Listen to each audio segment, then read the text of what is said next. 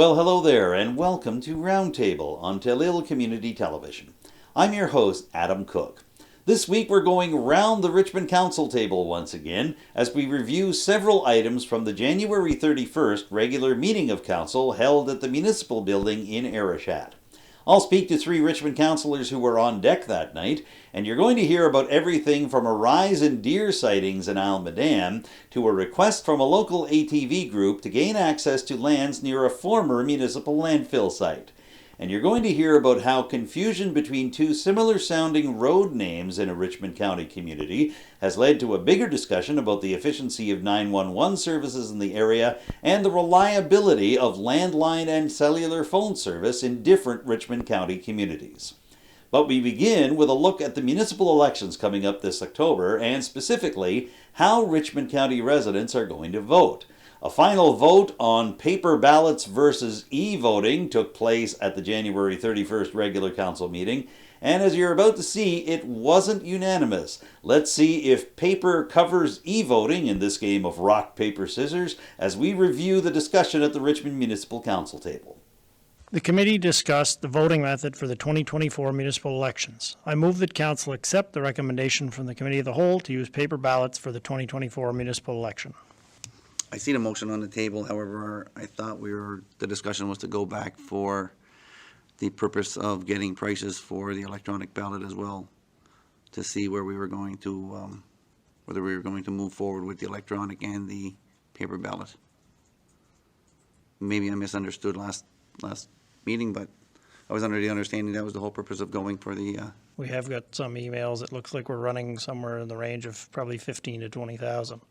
My personal opinion on this, I think if we had lower turnout numbers, it'd be something to definitely consider. But where our voter turnout numbers are relatively high as it is, I don't think for that amount of money to burden the taxpayer with, it'd be worth our while. I think that when you're in that hybrid mode, it's a really interesting place to be. A lot, some of the communications that we've received from the clerk talked about like the uptake for electronic voting only, and I think that's very interesting. But I'm inclined to think if it's not broken, don't break it. How does that work? If it ain't broke, don't fix it. And I think if we had lower voter turnout, I would be more inclined to go electronic only, because I think the cost of running a hybrid election is quite a bit, because we'll be running the paper ballot election, which we already know has a substantial cost to it, and then based on some of the pricing that we've gotten, like the electronic is fairly expensive as well. So I think there was a discussion about that at the last meeting, that we would ask staff to bring us some information so that tonight when the motion would come to the floor, we could have a more robust conversation, if you will, about that. But my stand remains based on the information that we've received, that I do still support a paper ballot only. Again, I would say mostly because of cost and because of the fact that it's not like we're struggling to get members of the public to come to vote at our municipal elections. We do fairly well with that. So, Mr. Chair, if I just may add for you as well, we pulled the numbers from the last election as well, and we did really well in like the 4 of these districts. You're closing in on 70% voter turnout, and when we were talking to the folks at AMANS and NSFM on the IntelliVote and the other systems, they were really targeted towards the municipalities that are down in the 30s and 40s, and they will see a 20 to 30% jump with the e-voting. However, you guys are already there in the sweet spot that people are looking for in the first place. So the gains may still happen, but they would be much more minimal for us with still quite a large price tag. When it comes to the e-voting and electronic, I think the cost would have been in the $8,000-9,000 range, and like the CEO had indicated, you're looking at you're never going to get it at 100%, and we're now at approximately 70%. So you have to look at justifying to the taxpayer the extra $10,000 to maybe get it up 5 or 6 or 7% to 77%. So we're like, is it really worth it to the taxpayers to go down that road? Do we have the information from the election previous to the last? I just wonder what the if I understand the 70% voter turnout for the last election because everybody wanted to see a complete change in council. I would hate to think that the reason that everybody come out was only for that reason. You know, I like to think that people like to do their democratic process and come and do the voting. But again, like I say, I really believe that people are still scared of the pandemic, and you still see it every day. People are still nervous about going out into the public, and I think this was one avenue that the county could have provided to them to provide, I guess, give a little bit of ease. 70% is great. However, we're 30% below the mark of being perfect. And again, I think that mark that we're missing is the young voters that you're not going to see come to a ballot, or kids that are away at the time that can still do electronic e-voting. Again, I feel that, I know it's $20,000, but we've spent a lot more for a lot less. I just feel that we're missing the boat on moving forward. I don't have the information in front of me, but I remember from running that the voter turnout has always been very good in Richmond County. If my memory recalls, I think I had over 1,000 in my district out of the 1,300 or something, 1,069, I think. So yeah, that turnout was very good. And when it comes to, as I discussed last time, Councillor Diggdon, when it comes to older people or people that are away or students that are away, you can always have proxy votes and do it that way and get them to sign a proxy form, right? So yeah, for me, I would align myself with the decision to go with paper ballots and do as many proxy votes. I think it's up to the the people running and the candidates running to make sure that they get to all these people. We're given all the information out there. We're given electoral list. We're given all the information needed to make sure that we get to all the people and try to reach out to as many people as we can in proxy votes. Myself, I filled out many proxy votes last time, so for me to look at and like the CEO said, for us to go from 70 to 75% or 76, 77% for the cost of $20,000 to the taxpayers, for me, I'd rather just go the way we're going now and go with a paper approach. When the issue of paper balloting came to a vote at the January 31st regular meeting of Richmond Municipal Council, District 2's Michael Diggdon was the only councillor to offer a nay vote.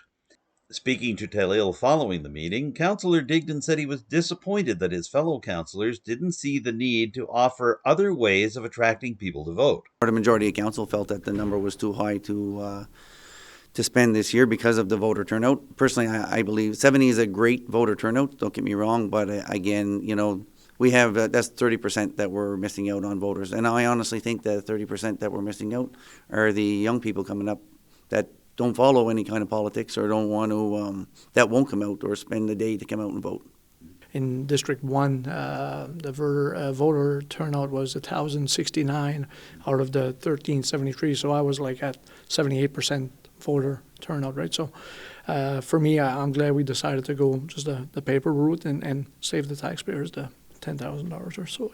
The year that I ran, you knock on doors. I made it a point to knock on everybody's door, find out where people lived and who they were. That and I grew up here my whole life, but again, you don't know everybody on the island, but you do when you start knocking on doors. So I don't think anything changes. You got to put the time in anyway, regardless whether it's voter turnout or not, or whether it's electronic voting or not. And I'll just be knocking on doors the same as I did. During my campaign, I filled out many proxy forms. So when it comes to people with accessibility issues or seniors that just didn't want to go out and didn't have transportation to go to the polling stations, then I just filled out a lot of these proxy forms ahead of time. So there's ways to go around it to the point where you can really set your sight on maximizing your voter turnout, right? And now you're going to hear about how two similar sounding road names in the community of Lordways have led to a greater discussion about the efficiency of 911 service for the area, and as well about whether cellular and landline phones in different parts of Richmond County are getting the kind of quality service they require from telecommunications officials. You've already heard on Telil 24/7 and Roundtable that Richmond municipal officials are trying to secure a meeting with Bell Canada to deal with gaps in phone service in different parts of the county. Well, you're going to hear an update on that in just a couple of minutes with some help from my colleague here at Telil Community Television, Jacqueline Gerwar. But first of all, let's take you to Lordways and have that discussion about Bona Lane and Bona Road. And to begin, here is the District 5 councillor representing the area, Brent Sampson, explaining where exactly these areas are and leading to a greater conversation about why confusion over these areas is leading to such concern in that part of Richmond County and at the council table. So the Bona Road is just up past the Legion Branch 110, be on the right on the St. Peter's Foreshoe Road, and then the Bona Lane is directly across from Berkey's Lane. So what happens there, you've got probably 6-7 minutes of drive time in between, and over the years at times you get emergency medical calls, or even it could be in the past fire calls, but especially the first responders, oftentimes they may get dispatched to the wrong road, and when leaving from the fire department, Lordways, Bona Lane you're heading left, Bona Road you're heading right, so it makes a big difference in the response time. And if they're given the wrong information, the first responders can only go by the information they're given, and it can make a severe difference for somebody.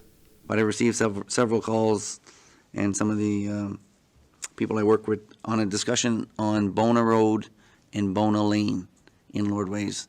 And it seems like when 911 is called, whether the mistake is at the 911 level, they say Bona Road, and then the ambulance or the fire department ends up going to Bona Lane, and vice versa. So 2 weeks ago it caused havoc again on I believe it might have been a structure fire, and they showed up to the wrong place, and then one was a medical call, and they actually reversed it 2 weeks in a row. So I know the fire department, or discussion from part of the members of the fire department, was how does a person go about getting one of them changed? It's the same way as we've gone through before, just bring it forward to PAC, and they have the EDPC has a process to follow them. That's all. Do you want a resident of one of the roads to bring it forward, or do you want? So there's a process has to be followed. Part of that includes they have to have signatures from people on the roads and so on and that, and they've been informed of that. If they want to move forward with this, that's the process to follow. We can't do anything at this point in time until that happens. Could I also suggest that either you reach out to, or ask one of the residents to reach out to our emergency services coordinator, because I think that's something that perhaps he could help figure out what the reason is why things are not going to plan, because I think, there are civic addresses on road names, and so what are, perhaps the issue is what people are saying when they call in, or perhaps the issue is something within the 911 system, or I don't know, but I would just think that he may have some insight and maybe some connections to figure it out. Actually, I would think that may be a very good idea for the emergency management coordinator to kind of take the lead on this one, where it's a public safety issue. And quite possibly we could, I don't know if we could ask staff to have that looked into, that he may be able to do, survey the residents to see if they want to change, because ultimately you have to have the permission of the residents living on the road. As long as we get the ball rolling, it'll be nice to see.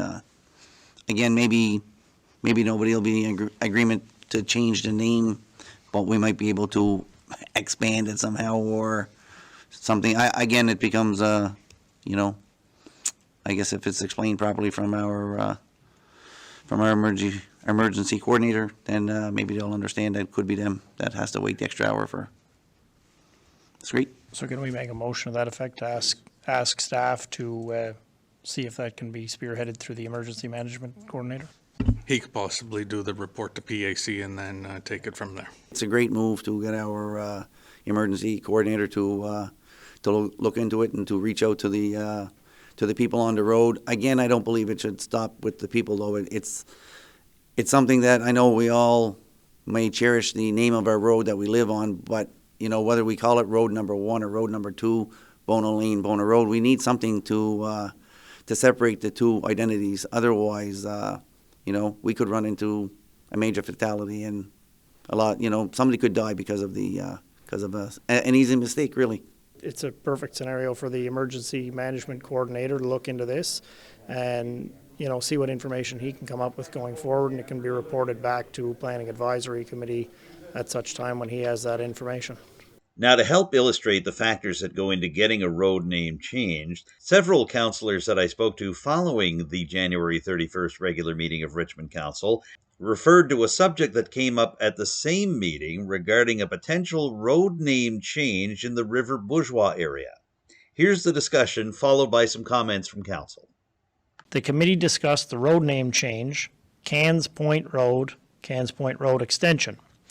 I move that council accept the recommendation from the Planning Advisory Heritage Committee to change the road name of Cans Point Road Extension to Cans Point Road Extension, which is omitting the E, and further move that council recommend to the province to change the road name Cans Point Road to Cans Point Road, omitting the E. This was something that came to our attention a while back, and it was just a misspelling probably at some point in time over the years. And residents along that road had requested that it be changed, and they went through the Eastern District Planning Commission and have followed the process to this point. So there's a process for changing road names, and they go through an application process with EDPC.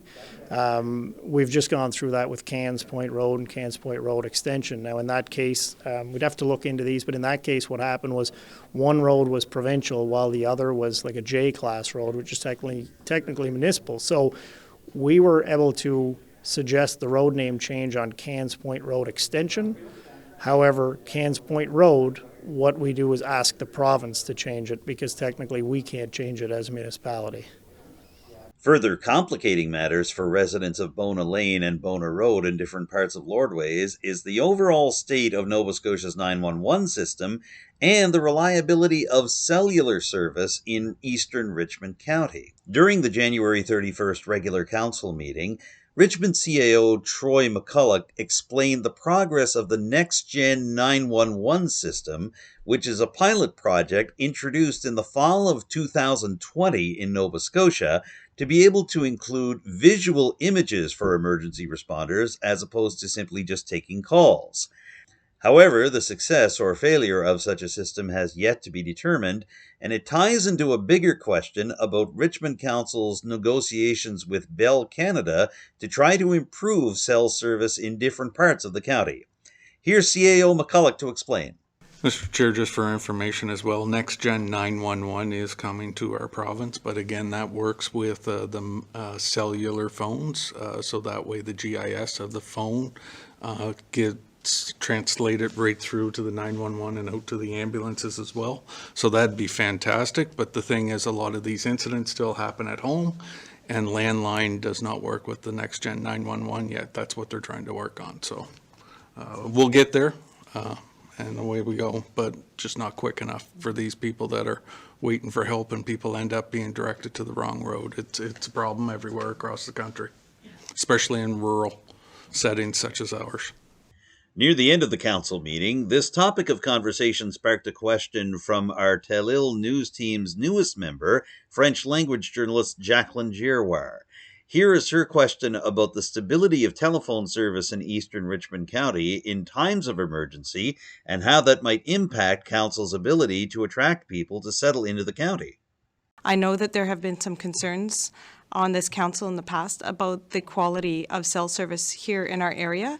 So, I mean, it sounds fantastic having that instant GPS location, but I've been hearing stories of people stuck on highways and not being able to access 911 service calls and 911 responding inaccurately to locations and things like that.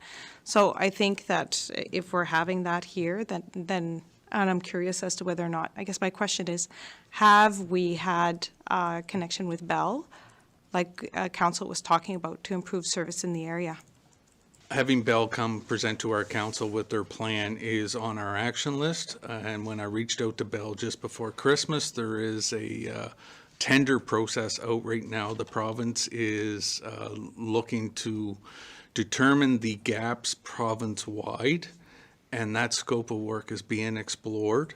And until that closes, Bell didn't feel like they could come and talk to us about what's going on at this point in time, but they are ready to come when they can, and we look forward to them coming to see when we can improve the service in our area. Anybody that lives here any amount of time knows you can lose a call pretty quickly, and multiple times just getting between here and Lewisdale, and heaven help you if you're heading all the way out to Forshoe or down to lower Lordways or whatever, right, or up to Dundee.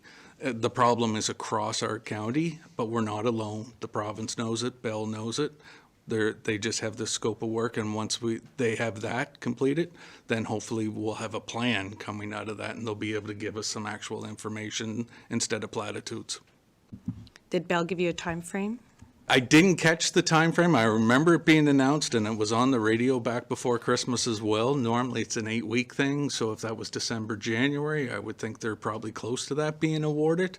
But I have no problem, Mr. Chair, reaching out to them again, see if that's been done, and even just for information's sake, bringing it back to council, because it is something that's on everybody's mind, and it's really important to us. So, thank you. Deputy Warden, does the CAO want that in the form of a motion, or is he okay just to? I'm fine to take that as direction. It'd be good to follow that up where it's an action item anyway, and we have some of those ones that you'll see on the far right column. We're putting our last updates in there to keep you guys fresh on where we are on some of the ones that have been pending for a while. So we'll just update that with a date once I get it, and then that goes out to the public as well. So anybody that's interested will be able to find it in the to-do list. I look forward to that meeting with Bill and having them here in council chambers and them giving us some sort of update on where their strategy is at and where their go forward plan is at. Traveling all over this province and here in Almadam and in Richmond County for work, there is many dead spots to the point where you come to know where they're at, and if you're on some sort of call with someone, you got to stop ahead of time because if not, you're going to lose the call, right? So I can only imagine someone that's in a dead zone that's trying to get a hold of 911 that needs medical attention. That's a grave concern, and hopefully Bill can address it for us. Actually, on Bona Lane, you probably won't get the cell service, and on Bona Road, you might. That might be the only thing that would separate it if it actually comes through the process. But it's, like everything else, it takes time, and staff have reached out several times to Bell, and I'm confident that they will get, we will end up having a meeting in the near future, and hopefully at that point they will give us some answers that will help out the public and help out us and help out the service. Back in the fall, some Isle Madame residents and visitors to the island raised concerns to Richmond Council about sightings of deer and also about a rise in collisions with deer that happen to be popping up on Isle Madame roads in front of local cars. You're going to hear about where this particular concern has gone and about the possibility for both the Department of Natural Resources and Renewables and the Nova Scotia Community College Strait Area Campus to get involved. It includes the idea of a pellet survey, specifically tracking deer droppings in Isle Madame to get a sense on whether the population is going up. Here's how the discussion went when it came to Richmond Council on January the 31st, with some interview footage from Deputy Warden and District 1 Councillor Shawn Samson and from District 2 Councillor Michael Diggdon. I heard from many residents, just a lot of them just go for nightly strolls with their families, and I've heard people tell me that they've seen 35 deers in the run of driving around Isle Madame, right? So it's getting to the point now where numerous people are having 1 or 2 collisions with deers, and to the point where the insurance companies are saying that they will give us a letter of support saying that it is a problem on this island in Richmond County, and they would work with us to try to get this under control, right?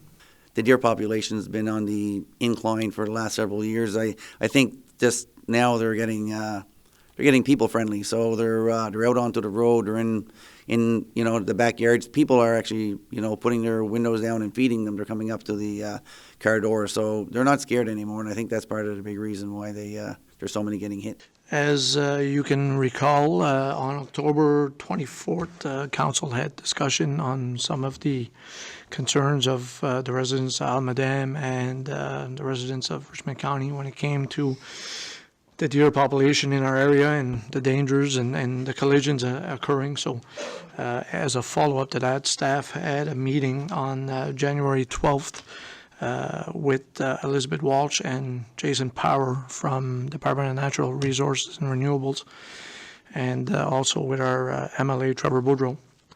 And from that meeting, we're looking to proceed with the cost of an initial survey when it comes to budget discussions. So I'd be looking for a motion that council authorize staff to explore the cost of conducting a survey and contact NSCC to inquire how the Natural Resource Environment Technology Program may assist the county in this work in this very serious situation when it comes to deer population. So I would be looking for a motion to move forward with that, please. I'll make that motion. Thank you, Councillor Sampson. Can I have a seconder? I'll second that motion. Thank you, Councillor Sampson. So I have a motion and a seconder. Any further discussion on the motion? So, Deputy Warden, just for clarification, this is only so staff can come with a cost? In our conversations with these folks, they mentioned that the NSCC has some programs with environmental studies to see if we can get a student, and if they have anybody enrolled at the time and the timing lines up, that they look for this kind of work because it helps the students with their study and gives us the empirical data that we need so that we know what we're dealing with so we can move forward. And I guess I would just add to that, like that could end up being a no-cost event because it could be a work experience perhaps for a graduating student. So that would be 5 weeks of free work placement. So it may just work out well that they have students looking for that type of work. If I just may add one more thing, they did give us a ballpark price on the pellet survey is between $6,000 and $8,000 the last time it was done. So with inflation and yearly, under 10,000 should cover us for the study. Some kind of survey and working with the NSCC campus on a project and working closely with DNR, Department of Natural Resources and Renewables, just to see what kind of information they can come up with. And as Councillor Melanie had indicated, she is an instructor at the NSCC, so she was excited to hear that we were going to partner with them and maybe give a student, a summer student or a student that's in some sort of program with Department of Natural Resources and give them that opportunity to conduct that survey and work with us and see if we can get that deer population under control. Right? Yeah, I think it's a great idea to move forward and get somebody from NSCC to reach out with DNR and come to a solution to correct it. I just hope it doesn't stop at a survey. That would be the only downfall. Again, I'm sure it won't if they find a deer population is in excess, which I'm sure they will on the island. Then moving forward, DNR will have the proper, proper adjustments they will make at that point. With difficult times for many Richmond County residents, compounded by property assessments sent out by the Property Valuation Services Corporation in January, a member of council for Richmond has put forward a proposal for a low income tax exemption. It's not specifically directed at those who have higher property assessments, but it's meant to take in several different factors that are making it hard for many Richmond County residents to make ends meet. We're going to hear from District 5 Councillor Brent Sampson about this proposal in just a moment. It's not as much to do with what their assessment is, but basically it would be a certain amount you could get back on your assessment. Right now there's a seniors low income program which they can get back 50% up to a maximum amount, and this would be something that would possibly, those same people may qualify as well, but people that aren't seniors as well that may be in a low income threshold would be able to get some discount on their property taxes going forward. And so what we just asked staff to do was, based on provided about 5 or 6 different examples from other counties around the province and surrounding us, could they come back at budget time, giving them a few months to get something together and give us a couple of options as to what relief amounts, maybe what dollar figure people could get discounted off it, but also what the threshold would be for an income threshold and how that would affect our budget going forward so that we'd be able to properly make a decision at that time. I move that council accept the recommendation from the Committee of the Whole to have staff investigate the cost of such a program at multiple income levels and relief levels and refer the information collected to budget discussions. We have a motion on the table. Do we have a seconder? I'll second that motion. Thank you, Councillor Diggdon. We have a motion and a seconder. Any discussion on the motion? All those in favor signify by saying aye. Aye. Those opposed, nay. Motion carried. When Councillor Sampson first brought forward his low-income tax exemption proposal during January's Committee of the Whole meeting, he offered a potential household income limit of $35,000 as a possibility for the threshold for the exemption. However, following the Richmond Council meeting that took place on January the 31st, Sampson clarified that this figure was only one possibility for a threshold for the low-income exemption to apply.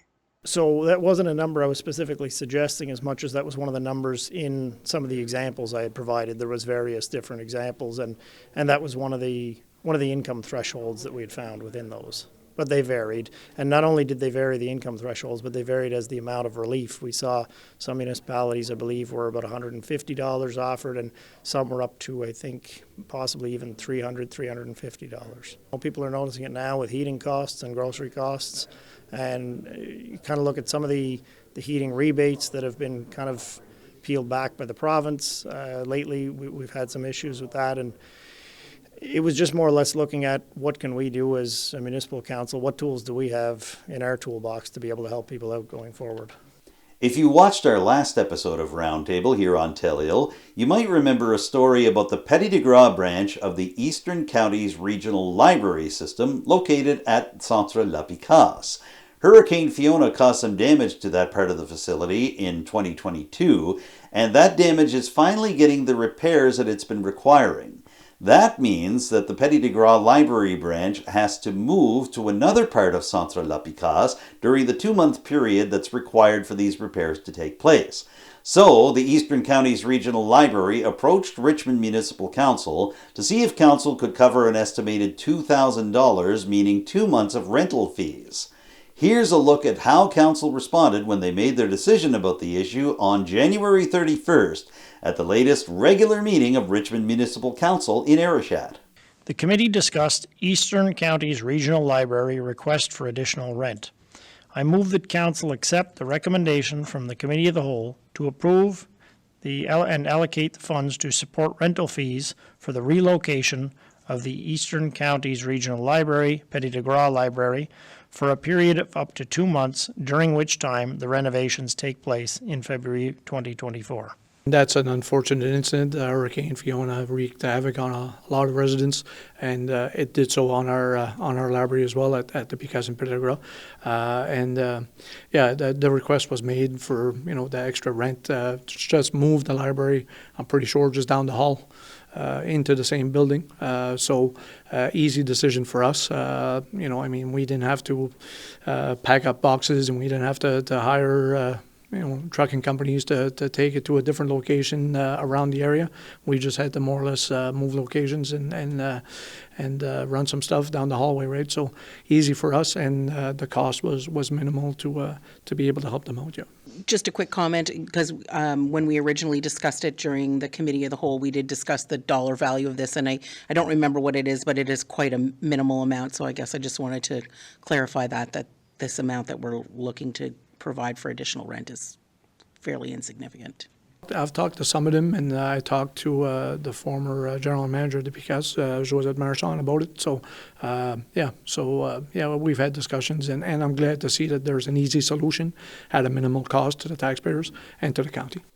Now we'll take you back to Lordways, where the Coastal Riders ATV Club has made a request to Richmond Municipal Council to gain access to lands near the former municipal landfill site that served Lordways for many years.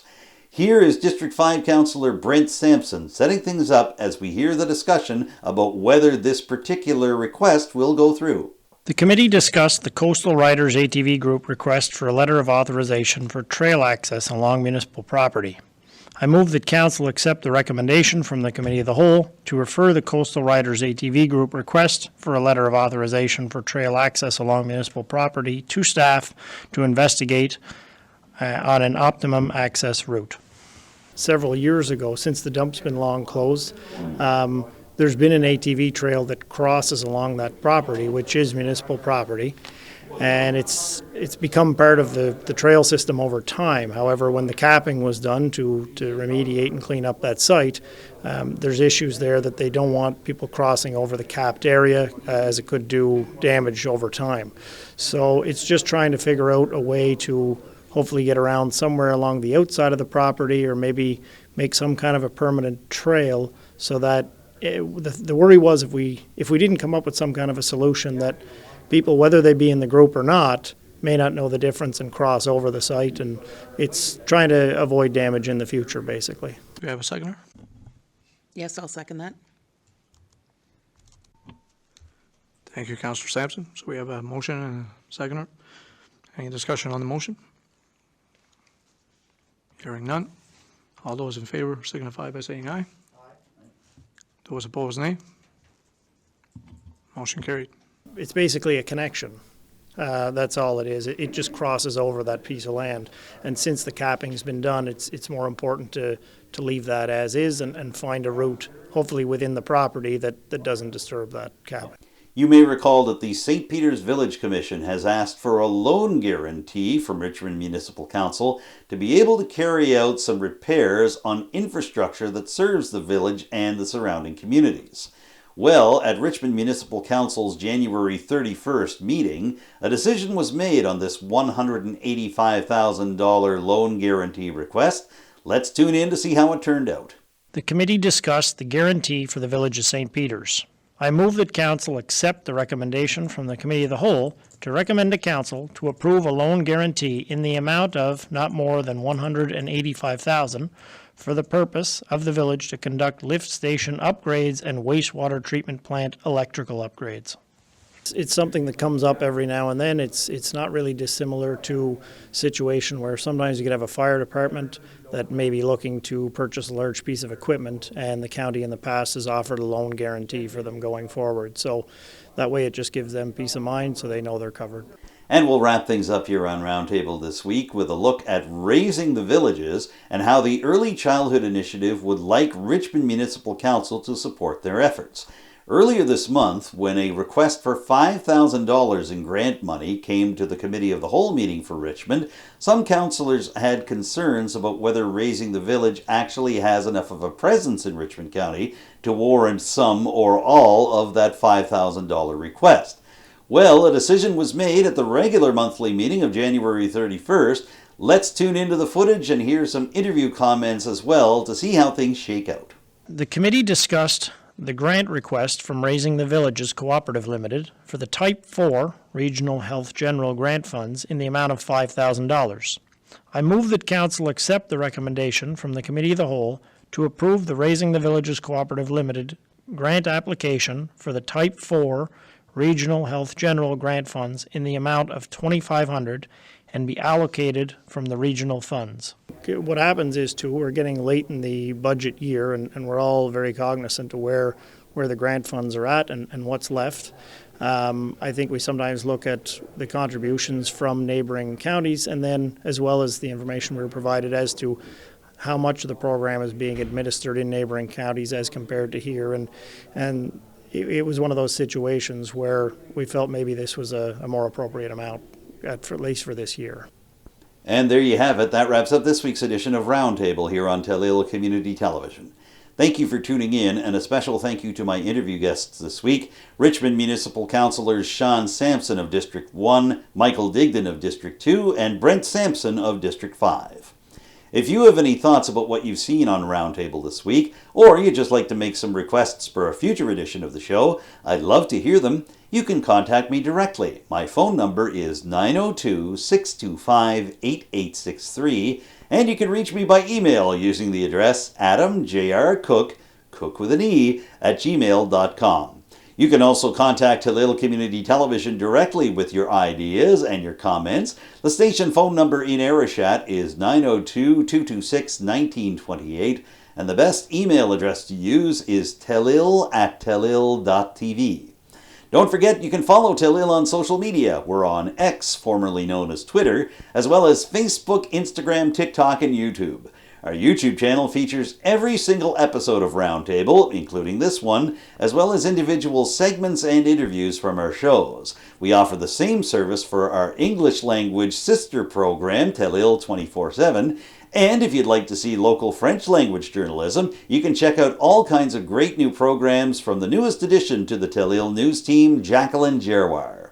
For now, I'm Adam Cook. Thank you once again for joining me for this week's edition of Roundtable. I look forward to seeing you again next week with a brand new show. Bye for now.